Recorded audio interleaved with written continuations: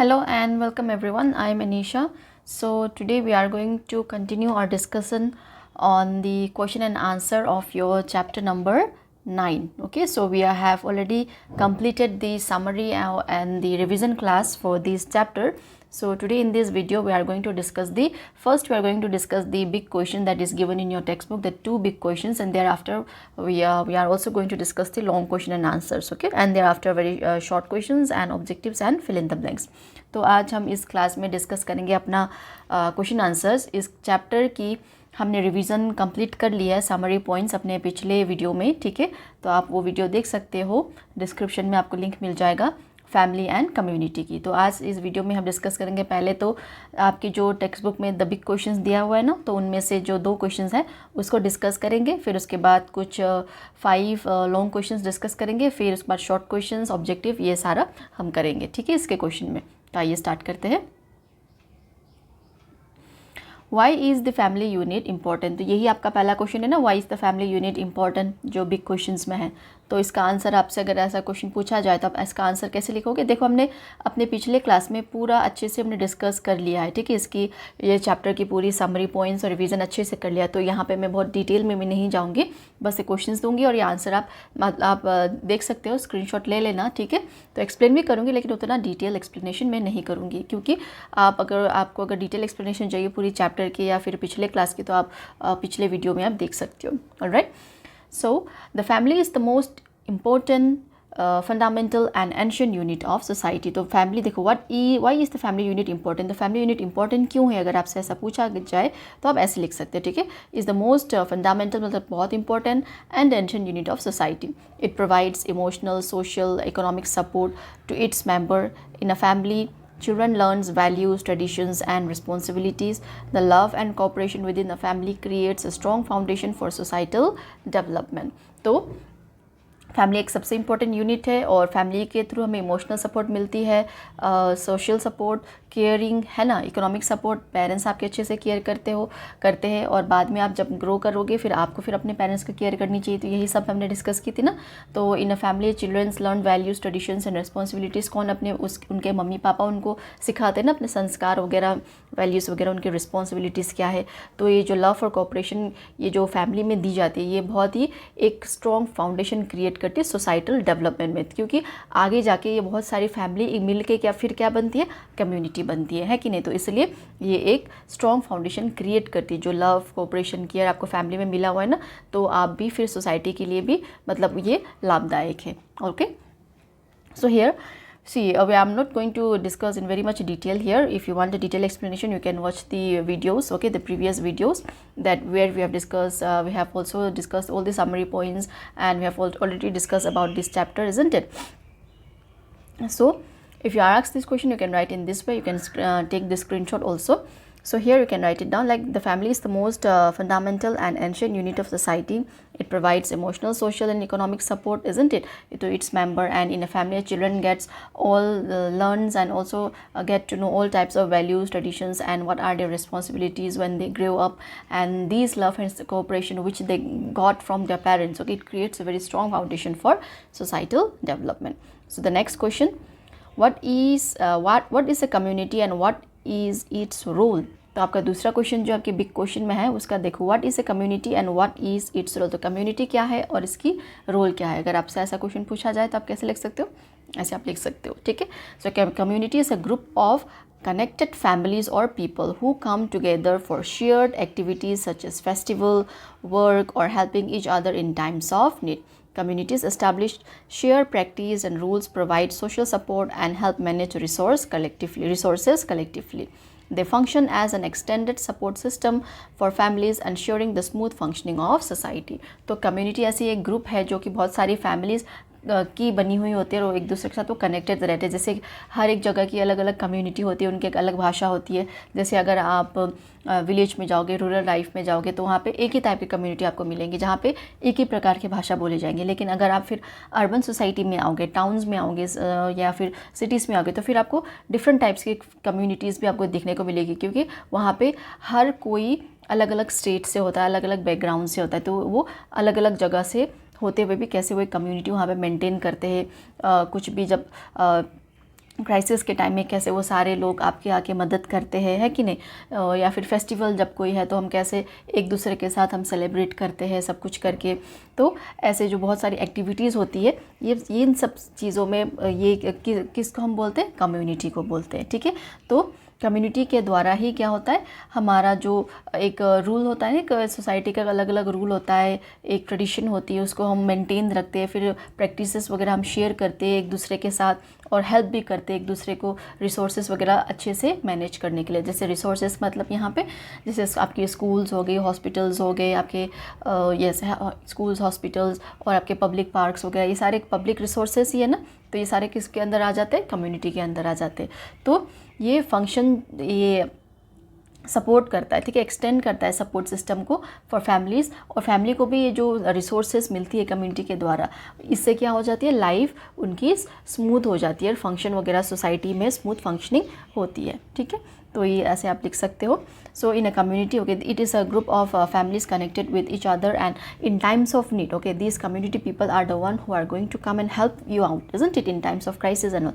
And also during festivals and all, we all came together and we used to celebrate, isn't it. For example, the festival of color, that is Holi, where we all get together and we used to celebrate with each other, isn't it. So all these communities establish all these shared practices and rules, isn't it, and they also provide the social support and as well as help managing the resources collectively. Resources here means it indicates the schools, hospitals and other public parks and all, okay. So they function as an extended support system for families, because for families, this community, they are going to provide certain services, isn't it, and that is going to ensure the smooth functioning of the society. So I hope it is clear.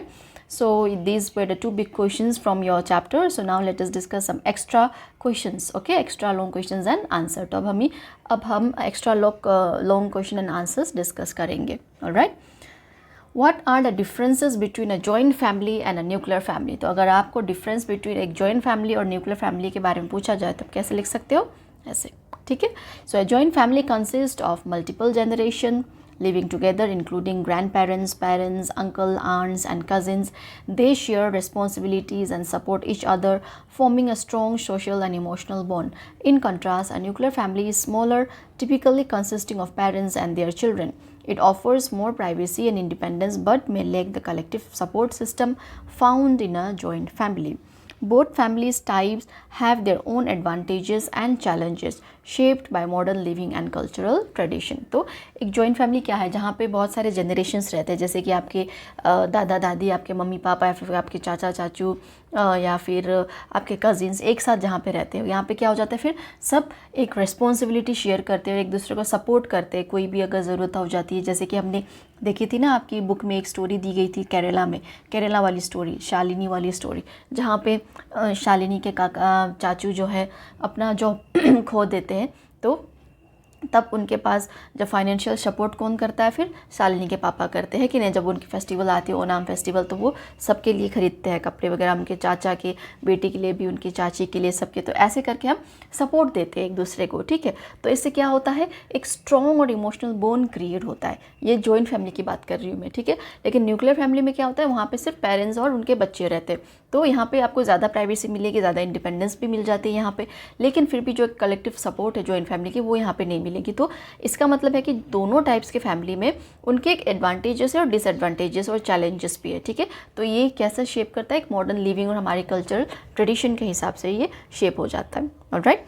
So in these joint family and nuclear family, see, in joint family we have a multiple generation living together, isn't it? And whenever there is any type of crisis, like in the case in your book, there is a story given about Shalini, isn't it? That is about the Kerala state. So where Shalini's uncle have lost his job as a result.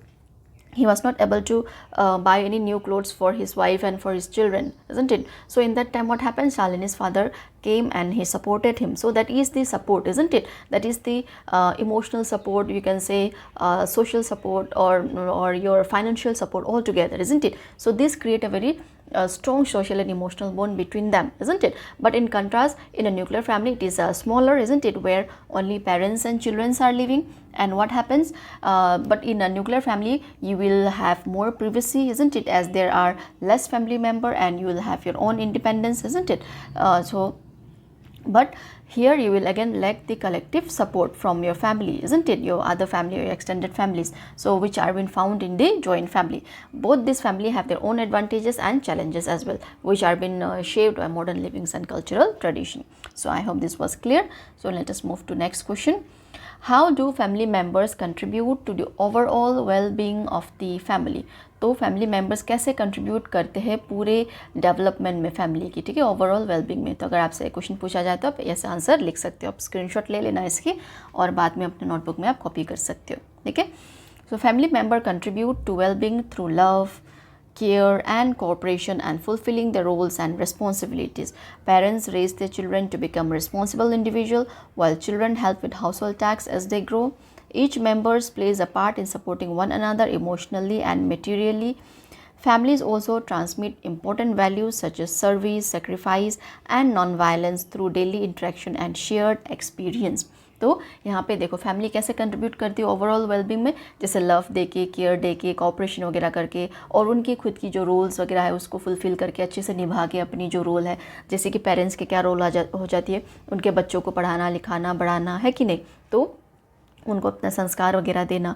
तो जब बच्चे बड़े होते हैं तो उनका फिर क्या रिस्पॉन्सिबिलिटी आता है, घर के जैसे छोटे मोटे कामों में मदद कर देना अपने मम्मी पापा की, अपने एल्डर्स की रिस्पेक्ट करना, है कि नहीं। तो हर एक मेंबर जो फैमिली की एक दूसरे को वो सपोर्ट करते हैं इमोशनली या फिर मटेरियली, ये फाइनेंशियली सपोर्ट कर सकते हैं या फिर इमोशनली, ठीक है। तो ये फैमिलीज ट्रांसमिट भी करते हैं बहुत सारे वैल्यूज़, जैसे कि सर्विस है, सेवा, है कि नहीं, और सेक्रीफाइस। जैसे शालिनी वाली केस में देखा था ना, जैसे शालिनी को तो सिल्क वाली ड्रेस चाहिए थी, लेकिन क्या हुआ, क्योंकि उनके चाचा के लिए भी, चाचा और चाचे की उनकी बेटी के लिए भी कुछ लेना था, तो क्या हुआ, शालिनी को एक सिंपल सा कॉटन ड्रेस ले रहा, तो उसने क्या किया यहाँ पे, सेक्रीफाइस किया, है कि नहीं, लेकिन फिर भी वो काफ़ी खुश थी, है कि नहीं। और फिर नॉन वायलेंस मतलब अहिंसा। तो ये सारे कब आते हैं, हम कब पता चलता है, जब हम एक साथ रहते हैं, इंट्रैक्शन होती है, वो कुछ एक्सपीरियंस के साथ, है ना। जैसे कि उनके अंकल की जॉब चली गई थी, तो तब क्या हुआ था, तो उन्होंने एक एक्सपीरियंस किया कि अच्छा अंकल एक बुरे टाइम से गुजर रहे, तो हमें उनको सपोर्ट करना चाहिए। तो ऐसे करके उन्होंने अपनी सर्विस भी दी, सेक्रीफाइस भी किया, है कि नहीं। तो ऐसे करके फैमिली मेम्बर्स जो है कंट्रीब्यूट करते हैं overall wellbeing of the family, है कि नहीं। तो I hope this was clear. So see, in a family, when you are living in a family, we contribute with one another by giving our love, affection, care, cooperation, isn't it, and also by fulfilling our roles and as well as our responsibility. For example, your parents have the responsibility to raise the children, isn't it, to educate them, to feed them, to support them financially as well as emotionally. So, and when these children again grew up, again they will be started helping in the household tasks, isn't it, and also by respecting the elders and also by looking up their parents when they grow old. So each members in a family, they play a very important part in supporting one another emotionally as well as financially. All right. So family also transmit the important values such as the service, that is the seva, isn't it, the sacrifice and non-violence. See here, sacrifice in the case of Shalini's story, she have sacrificed her wanting of silk dress by buying a simple cotton dress. Why? Because her father is going to buy clothes for the other members also. For there she understood, and so also she didn't complain anything about it. So that is a sacrifice that we are giving within our family, isn't it? When any one of the family is going through a tough time. So practicing all these values through daily interactions and shared experience, these are being transmitted. Okay, these values are being transmitted from one generation to another generation, and we came to experience about it. All right. So I hope this was clear. So let us move to the next question. How do communities support their members in times of need? तो communities उनके members की कैसे support करते हैं times of need में, मतलब जब उनकी चाहिए होती है उनको। तो यहाँ पे एक एग्जांपल भी है भील कम्युनिटी की, जो कि आपकी बुक में भी दी हुई है ना, तो आप ऐसे लिख सकते हो इसका answer. Community often come together during crisis और challenges, helping members through shared efforts. For example, in the Bhil community of Madhya Pradesh, members planted trees and built water conservation structures to address a water crisis. The collective action driven by a sense of duty towards the community and environment shows how people work together without expecting personal gain. Communities like these ensure natural support, strengthening both individuals and the collective. तो देखो community कैसे support करती है, यहाँ पे example आपके जैसे book में भी दिया हुआ है ना, जैसे भील कम्युनिटी के बारे में यहाँ पे दिया हुआ है। तो यहाँ पे क्या है, एक उनका एक हलमा ट्रेडिशन होता है ना भील कम्युनिटी में, जैसे कि तब क्या हो गया था, एक वो क्राइसिस आ गया था वहाँ पे वाटर का, है ना, वाटर शॉर्टेज हो गया था। तो सारे मेंबर एक साथ जुड़ गए क्योंकि वो एक वैल्यू को फॉलो करते थे। वो वैल्यू का नाम क्या है, हलमा, मतलब सब एक साथ आके सपोर्ट करना एक दूसरे की इन टाइम्स ऑफ क्राइसिस, है कि नहीं। तो यहाँ पे उन्होंने क्या किया, उन्होंने डिसाइड किया कि सारे ट्रीज़ वगैरह वो प्लान करेंगे। बहुत सारे विलेजेस में उन्होंने प्लान किया, है कि नहीं, मतलब ट्रीज़ वगैरह पौधे वगैरह उन्होंने फिर प्लान किया। फिर उसके बाद उन्होंने बहुत सारे ऐसे गड्ढे भी खोदे जहाँ पे वो लोग कलेक्ट कर सके रेन वाटर को और उसको कंजर्व कर सके। तो इसके लिए उनको कोई पैसा वगैरह नहीं मिला वहाँ पे, मतलब क्या है, ये उनकी ड्यूटी है, मतलब एक ऐसे ड्यूटी उन्होंने इसको निभाया है ताकि वो अपने इन्वायरमेंट को सेव कर सके। क्योंकि हलमा का ऑब्जेक्टिव क्या है, हलमा ट्रेडिशन का, to serve the mother earth. तो यहाँ पे कोई अपना गेन वगैरह नहीं देख रहा, बस एज अ कम्युनिटी सबको कैसे किस चीज़ से बेनिफिट मिलेगी उस चीज़ को देख के इन्होंने अपना काम किया बिना कोई पर्सनल गेन के, है ना। तो कम्युनिटीज़ ऐसे ये इंश्योर करती है म्यूचुअल सपोर्ट। और इसके बाद क्या हो जाता है, बॉन्ड्स वगैरह हमारे मतलब strengthening both individual and the collective, जो हमारी म्यूचुअल सपोर्ट है इंडिविजुअल और कलेक्टिवली ओवरऑल ये स्ट्रेंथन करती है। ऑलराइट, सो आप ऐसे इसका आंसर लिख सकते हो। So if you are asked this question, you can write down like this community often come together during crisis or challenges, helping members through shared effort. For example, in the case of Bhil community in the Madhya Pradesh, which we have seen that according to the Halma tradition, where all of them they come together to help their people, isn't it, in times of need and to save the mother earth. So here they are not going to get any type of payment or anything. There is no personal gain here, but here there is overall gain for everyone, whole the society. So communities like these, okay, this type of community, it ensures mutual support, strengthening both individuals and the collectively. So I hope this was clear. So next question, what are the responsibilities of individual within a community? तो individual लोगों की क्या responsibility हो जाती है, तो community की तो हमने देख ली ना, तो लोगों की क्या responsibility है, तो आइए देखते हैं। In a community, every member has a specific duty to ensure its smooth functioning. तो हर एक कम्युनिटी में हर एक मेंबर एक उनकी स्पेसिफिक ड्यूटीज़ होती है एक कम्युनिटी को अच्छे से चलाने में, कम्युनिटी को अच्छे से रन करने में। जैसे कि this includes participation in shared activities such as celebration, agricultural work और managing resources like water and land. Communities also establish rules that everyone follows for the common good. For instance, in tribal and village communities, people work together to preserve natural resources.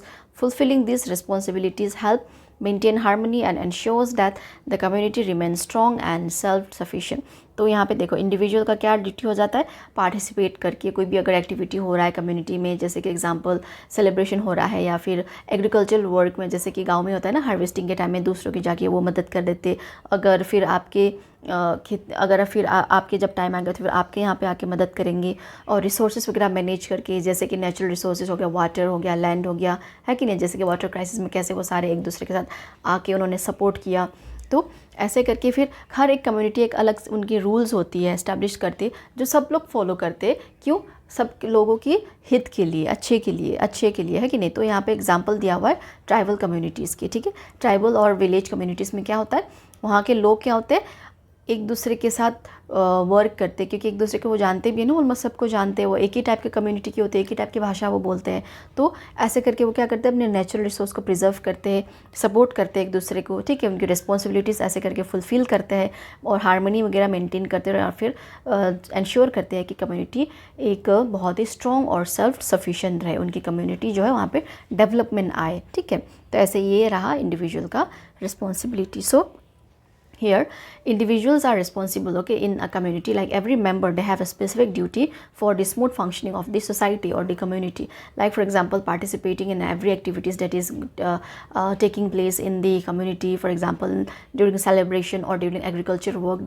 This we often see in the village, isn't it, or the rural areas, by managing resources like water and land, that we have seen whenever they have water crisis, they are all of them, they came together and they supported one another, isn't it. And also communities have certain rules and regulations, they have set certain rules and regulation, and which everyone is following for the common good only. For example, in tribal and the village community people, all of the people, they work together to preserve their natural resources, and also they fulfill these responsibilities, isn't it. When they fulfill all these responsibilities, what happen, there is maintenance of harmony in the community, and it also ensured that the community remains very strong and self-sufficient. All right, so I hope it was clear. I hope आपको कोई दिक्कत नहीं आएगी ना, अगर ऐसा कोई question पूछा जाए तो आप इजीली आप आंसर कर सकते हो। अब देखो ज़रूरी नहीं है कि वर्ड टू वर्ड ऐसे आपको सारा बाय हार्ट करके लिखना है, अगर आपको समझ आ गया कॉन्सेप्ट तो आप अपने हिसाब से हिसाब से लिख सकते हो, ठीक है, वहाँ पे कोई प्रॉब्लम नहीं होगी। So next question, how do modern communities in urban areas differ from rural communities. देखो अर्बन कम्युनिटीज़ तो टाउन्स में कम्युनिटीज़ होती है और जो विलेजेस में कम्युनिटीज़ होती है वहाँ पे डिफरेंस रहता है ना, तो कैसा डिफरेंस रहता है तो उसको देखते हैं। Urban communities like residence welfare association, जैसे अर्बन कम्युनिटी में ऐसे एक बनी होती है ना, तो इसमें ये इनका क्या काम होता है, often focus on maintaining shared space such as cleanliness and waste management through rules created by residents। मतलब वहाँ के जो लोग रहते हैं वो उन्होंने क्या कर रखा होता है, जैसे रूल्स वगैरह सेट कर रखा होता है, तो उस पर इनके क्या मतलब ये जो एसोसिएशन है ये क्या करते हैं, ये क्या मेंटेन करते हैं, क्लीनिनेस वगैरह, वेस्ट मैनेजमेंट, जो भी उनके एरिया वाइज के, ठीक है। सो दिस कम्युनिटीज़ में depend on external workers such as municipal staff to function smoothly. तो इनको क्या है, सिर्फ ये खुद ही अगर एसोसिएशन बनाने से तो नहीं होगा ना, इनको एक्सटर्नल स्टाफ वगैरह की मदद चाहिए होती है। तो जैसे कि म्यूनिसिपल स्टाफ वगैरह है जो कि क्या है, वेस्ट मैनेजमेंट वगैरह में देखती है कि नहीं। तो जैसे कि मतलब शहरों में तो म्यूनिसिपल काउंसिल होता है ना, तो इसलिए जैसे विलेज में जैसे पंचायत होता है, तो वैसे ही शहरों में क्या होता है, म्यूनिसिपल काउंसिल्स होती है कि नहीं, तो हमने पढ़ा था ना इसके बारे में। तो उनके स्टाफ की इनकी ज़रूरत होती है स्मूथ फंक्शनिंग के लिए। तो लेकिन रूरल एरियाज़ में क्या होता है, इन कंट्रास्ट रूरल कम्युनिटीज़ में focus more on collective efforts such as farming और वाटर कंजर्वेशन। लेकिन रूरल एरियाज़ में क्या होता है, फार्मिंग वगैरह में ज़्यादा वो फोकस करते हैं, एक साथ देखो कलेक्टिवली वो करते हैं, ठीक है, एक साथ करते हैं। और वाटर कंजर्वेशन जैसे क्राइसिस वगैरह आ गया, तो फिर both types of communities are interdependent. तो ऐसा है कि दोनों टाइप की कम्युनिटीज़ में एक दूसरे के साथ डिपेंडेंट है कि नहीं। जैसे कि यहाँ पे जो एसोसिएशन है, सिर्फ एसोसिएशन फॉर्म करने से तो नहीं होगा ना, बाकी लोगों के साथ भी डिपेंडेंट है। तो यहाँ पे जैसे रूरल में भी एक दूसरे के साथ डिपेंडेंट है। So but the way they function and the resources they rely on में differ depending on the environment and needs. तो जहाँ पे वो लोग रहते हैं, जिस कम्युनिटी में वो रहते हैं, तो इस हिसाब से उनकी फंक्शन, उनकी रिसोर्सेज अलग हो सकती है, उनकी डिफ़र भी करती है कि नहीं। शहरों में उनकी ज़रूरतें अलग होती है, तो इसलिए उनकी फंक्शन अलग होती है कि नहीं। तो फिर विलेज में उनका रहन सहन अलग होता है, इन्वायरमेंट अलग होता है, तो उसके हिसाब से उनकी ज़रूरतें अलग होती है। तो जहाँ पे जो कम्युनिटी जैसे रहती है उसके हिसाब से रहता है, जैसे जिस इन्वायरमेंट में वो रहती है, ठीक है। तो ऐसे ये डिफर्ड है, ठीक है। मॉडर्न कम्युनिटीज़ में उनका एक अलग है, क्योंकि मॉडर्न कम्युनिटीज़ थोड़ा सा क्या हो जाता है, मॉडर्न कम्युनिटीज़ में पॉपुलेशन ज़्यादा होती है, थोड़ी कॉम्प्लेक्स सोसाइटी होती है, तो उसको मैनेज करना थोड़ा सा डिफ़िकल्ट भी होता है, फिर ज़्यादा लोग भी लगते हैं, तो है कि नहीं। लेकिन रूरल कम्युनिटीज़ में ऐसा कुछ भी नहीं होता, वो लोग साथ में आते हैं और ज़्यादातर वो किस में उनका मेन फोकस रहता है, फार्मिंग में, खेती बाड़ी में, फिर या फिर वाटर कंजर्वेशन में। So here you can write the answer in this way, like in urban communities they have association, isn't it, like residents welfare association, but this association cannot work alone, they also need support, isn't it. So as a result they will be depending on the municipal staff, isn't it, to maintain cleanliness and the waste management in their particular area or in their area. So in contrast, what happens in rural communities, they don't have such association, but here all the people, they used to know one another, they belong from the same community where they speak the same language, isn't it. So they focus more on the collective efforts such as the farming or the water conservation. Here they are more focusing it, okay. like, but in both this community you will be seeing that both of them are interdependent with one another. No one can work alone, isn't it? You will need support of others, but they function differently according to the resource, or according to the not only according to the resource, yes, according to the resource available, as well as according to the environment where they are living, because urban society, it is a complex society where there are large amount of populations living, isn't it? And they are all from the different backgrounds, so their needs is different, or needs are different to maintain the urban society, and the needs are different to maintain the again the village society, the rural society, isn't it? So depending on that, depending on the resources which they have, the available resources, they may differ their function. Okay, so this is the difference you can write down. All right, so I hope it was clear. So we'll discuss till this. In our next class we are going to discuss our short question and answer. तो हम next class में हमारा short question and answer को discuss करेंगे, ठीक है? और हाँ, लाइक, सब्सक्राइब और शेयर ज़रूर कीजिएगा अपने फ्रेंड्स को। ऑलराइट, अगर आपको कोई स्पेसिफिक चैप्टर में नोट्स चाहिए, रिवीजन चाहिए, तो कमेंट सेक्शन में ज़रूर बताइएगा। मैं नेक्स्ट में वही वीडियो लेके आऊँगी। Alright, so thank you everyone for listening me. All of you have a very great day ahead.